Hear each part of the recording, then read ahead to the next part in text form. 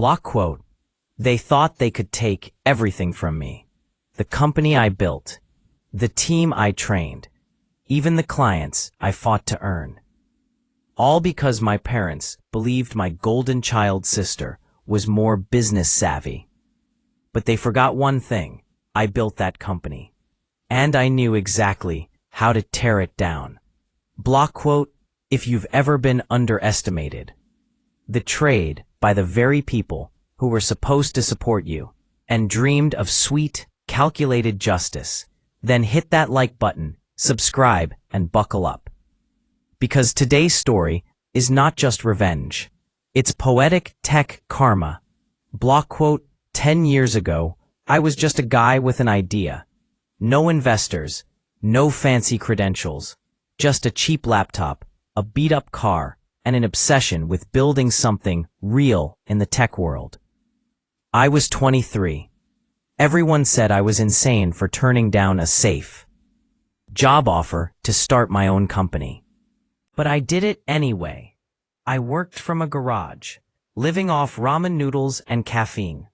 No vacations, no weekends, just code, cold pizza, and raw ambition. And slowly, painfully, the company grew. First it was just me, then one developer, then two, then clients, real clients. By year 5, we had an office, a team, and 7-figure revenue. I wasn't rich, but I had built something that mattered. I was proud. It wasn't just a company. It was my legacy. Then came Sarah, my younger sister. 4 years younger, bright, driven, and always my parents' favorite.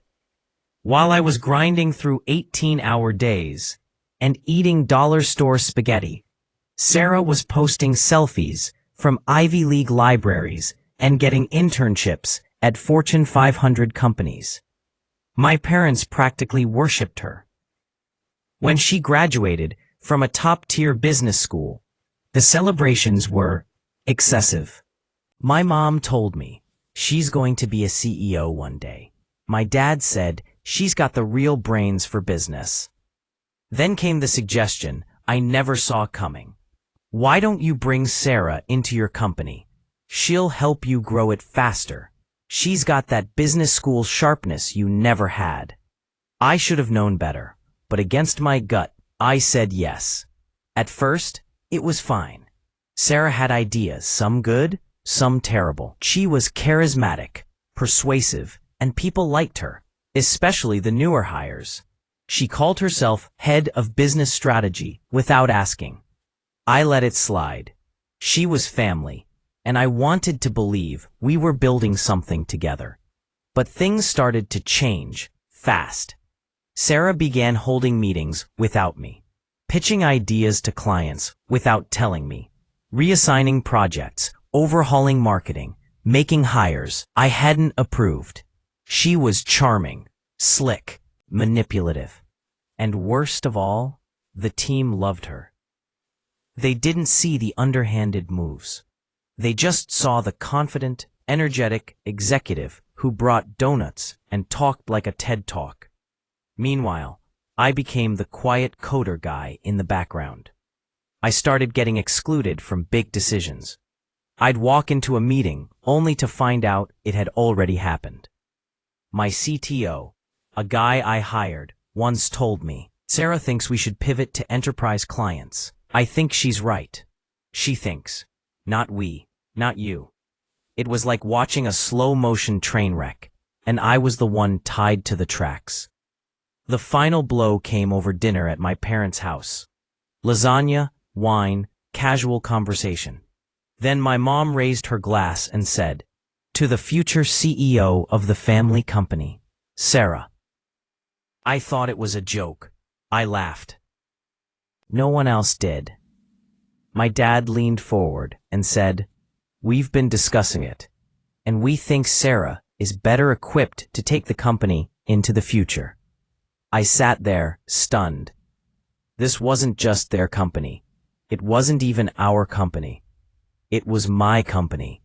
My late nights, my stress, my sleepless years. And now, they were handing it over like it was a birthday gift.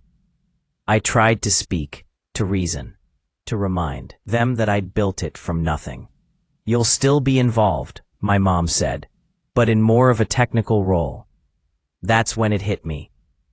I wasn't just being demoted. I was being erased. I went home that night and stared at my monitor. Rage, betrayal, helplessness. The kind that makes your jaw clench until your teeth hurt. But I didn't yell. I didn't fight. I planned. Because if Sarah wanted a company so badly, she could have what was left of it. Over the next 3 months, I moved in silence. I created a new legal entity. Clean, simple, untraceable. I registered it in another state, bought domains, hired a lawyer. Then I started transferring contracts, one by one. I reached out to our biggest clients, the ones I had built personal relationships with. I told them I was leaving, and that I wanted to keep working with them through a new, leaner company. Same service, same team, less overhead. They were in. Then came the team, the real team, the back-end developer who pulled all-nighters with me in year 2, the sales manager who had followed me from my first startup, the designer who once slept under her desk to meet a deadline. I had earned their loyalty, and when I told them what was happening, they didn't hesitate. We jumped ship, together. A week before Sarah and my parents were planning their big leadership transition, I walked into the office. Calm. Focused. I handed Sarah a resignation letter, printed, signed. She looked up, confused. "You're leaving?" she asked. "Yeah," I said. "And I'm taking my company with me." She laughed. Actually, laughed until I showed her the list. Clients, contracts, key team members, all gone. She panicked, called my parents, screamed, threatened legal action, but there was nothing they could do. Every move I made was legal. Every transfer documented. Every conversation backed up. I didn't destroy the company. I just took the heart out of it. The new company, it soared. Within 6 months, we were profitable. Within a year, we outpaced the old company in both revenue and reputation. As for Sarah and my parents, the family company crumbled.